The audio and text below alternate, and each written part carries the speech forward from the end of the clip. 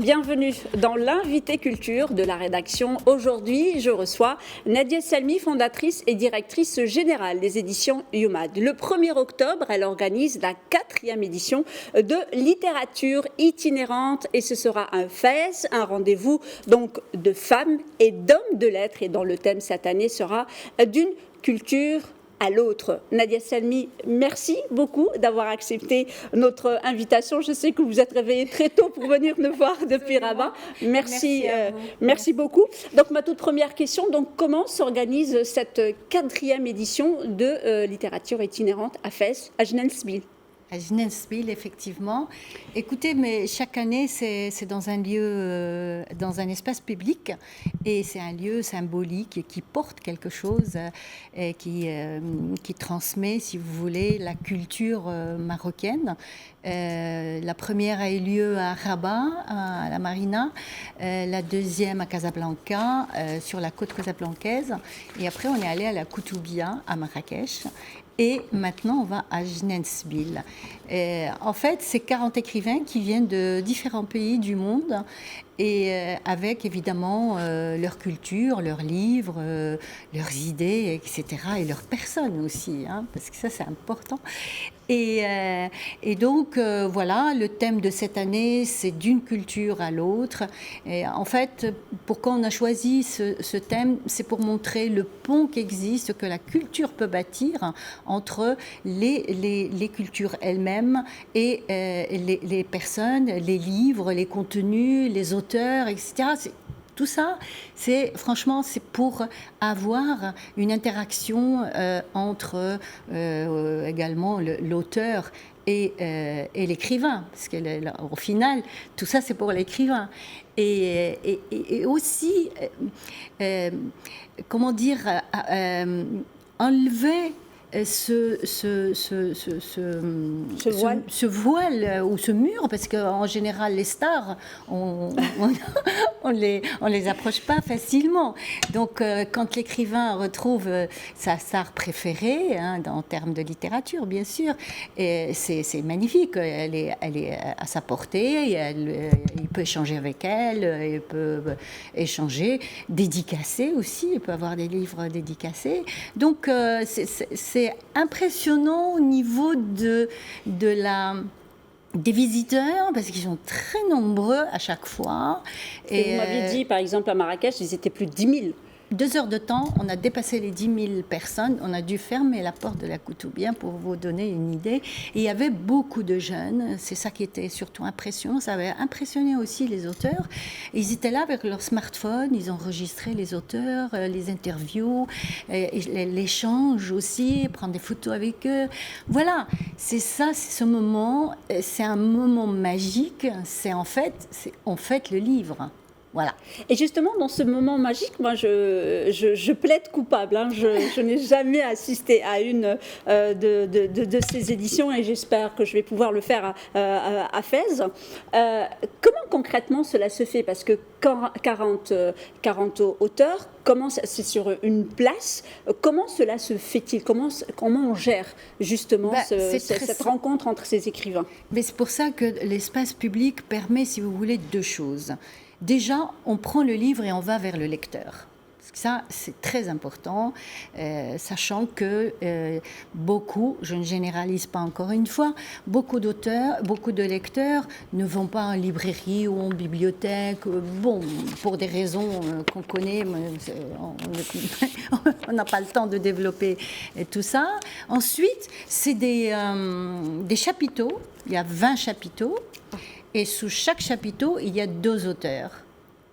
Et donc, avec évidemment une affichette qui annonce le nom et les titres des livres qu'il peut dédicacer. Et voilà, c'est ouvert au public. Tout le monde peut venir, en arabe, en français, des gens, de très grands écrivains qui viennent du monde arabe, comme Youssef Zeydan, qui est quand même la star des stars. Il y a Ibrahim Nasrallah de la Jordanie. Et puis, il y a bien sûr d'autres qui viennent d'Europe. Et beaucoup viennent de l'Afrique, puisqu'on fête l'Afrique en même temps. Alors, juste sur les 40, donc cette année, c'est 40 auteurs, comme vous l'avez dit, du Maroc. Et d'abord, une question, comment se fait le choix des auteurs? Voilà, ils sont tous là, nos 40 auteurs, et c'est magnifique. Il y a 20 femmes et 20 hommes. La parité, la parité, c'est génial, c'est magnifique. Comment justement vous arrivez à réunir ce monde autour justement de ce concept, on va dire? Vous savez, j'ai quand même du métier, comme on dit. Plus de 20 ans. Plus de 20 ans. Donc on finit par tisser des liens, des réseaux, etc. Donc, et puis, littérature itinérante a fait sa place. Maintenant, on reçoit même des demandes de grands écrivains qui veulent participer. C'est pas très difficile d'avoir les auteurs, surtout pour venir au Maroc, pour découvrir, si vous voulez, notre culture, etc. Et puis, cette année, on a de la presse quand même étrangère qui va donner de la visibilité à l'événement au-delà de nos frontières. On a aussi un spot qui va passer dans tout, grâce à TV5, dans tous les pays francophones. Donc voilà, on essaye, si vous voulez, de porter notre littérature au-delà du Maroc. Et ça, c'est très important, parce que même les auteurs qui vont venir chez nous, ce sont des ambassadeurs après. Bien évidemment. Voilà, donc ils vont porter notre production littéraire ailleurs. Alors, juste avant de préparer, d'entrer sur ce plateau, vous m'avez dit que vous aviez un écrivain fidèle aux 4 éditions, et c'est le Abdel Fattah Kelleto, un grand homme de lettres. Pour moi, c'est un très grand. Voilà. Alors, comment lui justement, comment il est devenu fidèle, on va dire. Je sais que vous avez une relation particulière avec ce grand auteur. Comment il est devenu justement fidèle à cet événement et à d'abord, littérature itinérante. J'aime bien la discrétion de cet homme. C'est un homme qui me paraît, moi, presque intouchable, en quelque sorte. Et puis, c'est un grand écrivain, c'est incontestable. Et il a participé avec moi à la première édition, puis à la deuxième. Et puis, on s'est dit, bon, à la vie, à la mort. Parce que pour moi, avoir un grand nom comme ça, c'est un honneur, que ce soit pour moi, que ce soit pour le pays, voilà.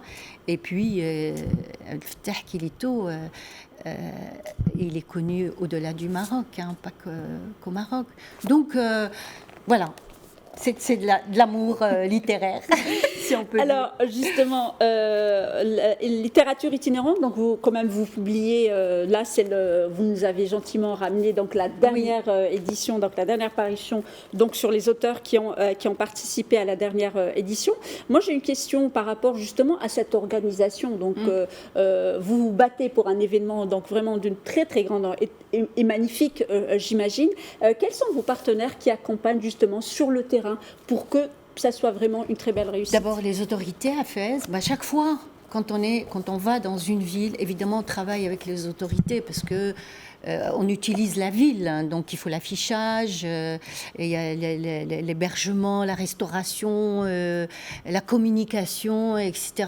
Donc on travaille avec la wilaya, avec la commune, avec Jned Sbil, le Meshwar, avec les offices du tourisme, que ce soit à Fès ou à Rabat, en plus des médias, on a TV5, on a 2M, la RTM, voilà, c'est MDM aussi, une radio à l'étranger, et la couverture, elle sera faite aussi par beaucoup de journalistes. Donc je remercie vraiment tous les partenaires, parce que croire en le livre, c'est pas évident, vous savez. Et aujourd'hui encore. Voilà, c'est difficile, mais je les remercie parce que franchement, grâce à eux, on aura aussi de la visibilité du livre. Alors, je rappelle, donc, littérature itinérante, donc c'est le 1er octobre à Fès, mais aujourd'hui, on va parler aussi, non seulement de Fès, mais parler de Nadia Salmi, éditrice, une édition donc destinée aux jeunes qui a démarré il y a plus de 20 ans, 22 ans si on veut rentrer, si on veut rentrer dans les détails. Qu'est-ce qui fait qu'une femme, elle décide à un moment donné de dire, j'y vais, parce que c'est pas facile, le monde du livre, le monde de l'édition au Maroc, quand on sait qu'il y a très très peu de lecteurs, et puis on décide d'aller justement vers les jeunes. Qu'est-ce qui a fait Vous savez, moi j'y vais tout le temps, de toute façon. Je suis quelqu'un qui ne réfléchit pas, qui fait et qui réfléchit après. Parce que si je réfléchis avant, je ne ferais rien du tout.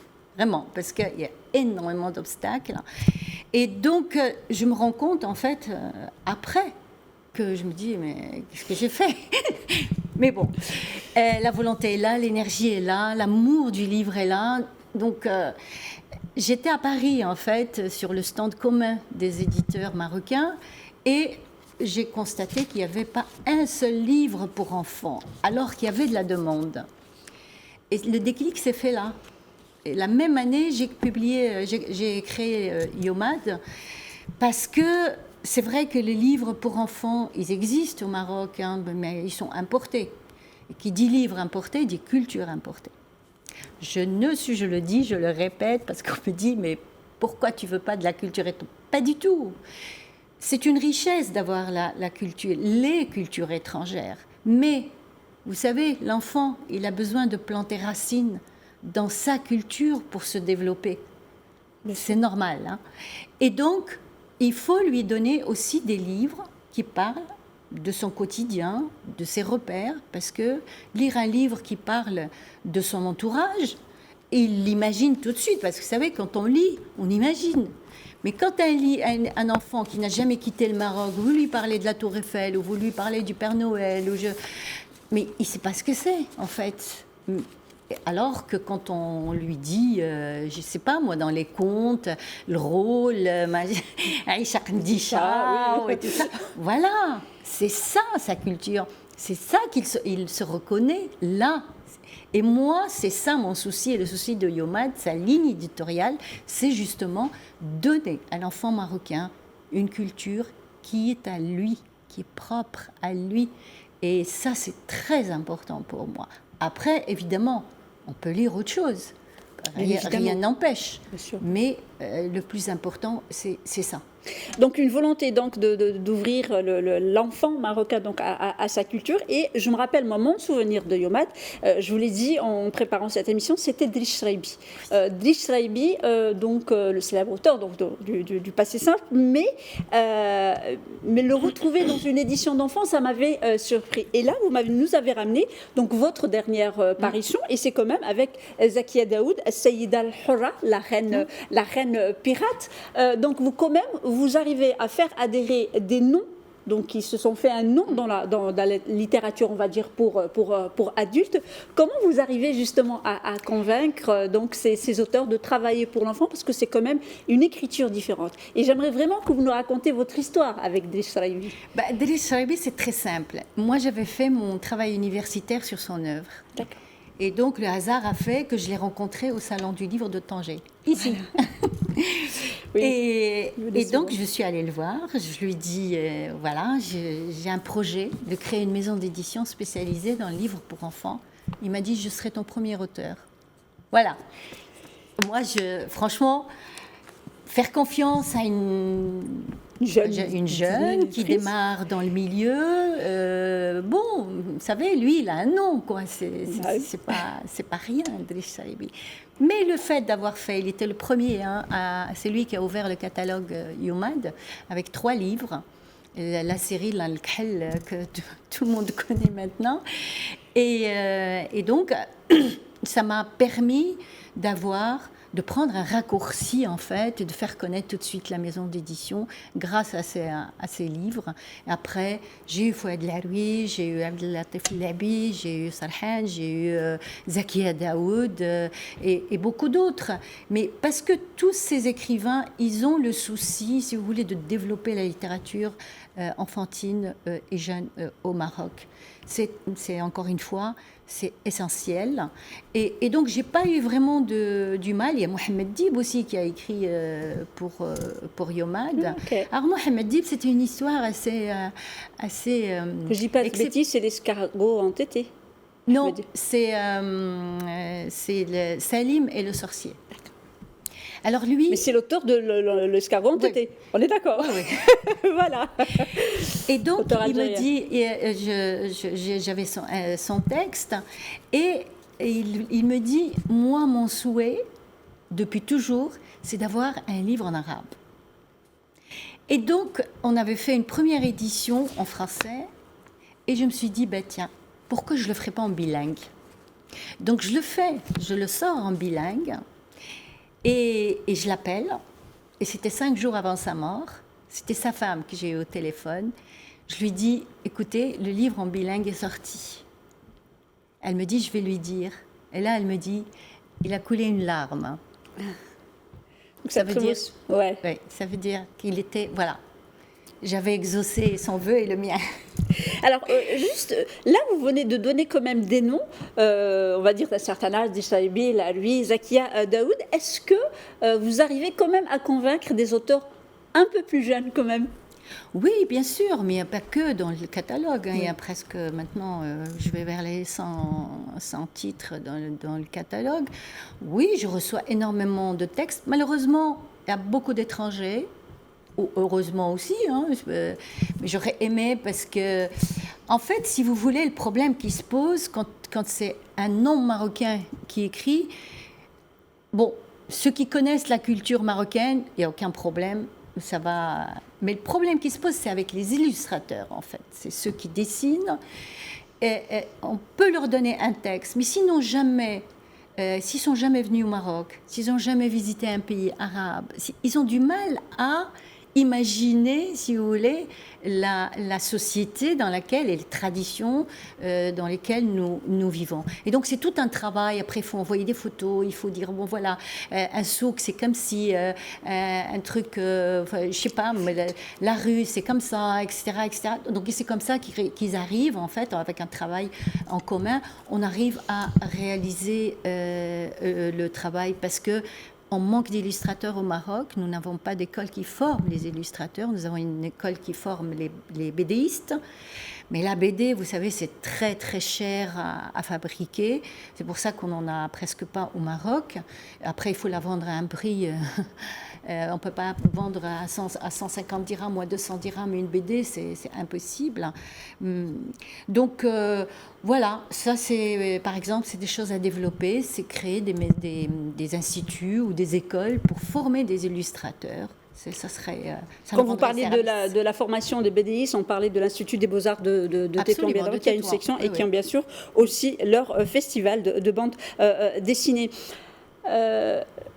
Nadia Selmi, quand vous avez créé donc on était au XXe siècle. Là aujourd'hui, on est au XXIe, et aujourd'hui, avec tout ce qui se passe, on est dans le numérique, qu'on le veuille ou pas. Parfois, on est obligé de s'adapter. Pratiquement tous les univers se sont adaptés à ce numérique.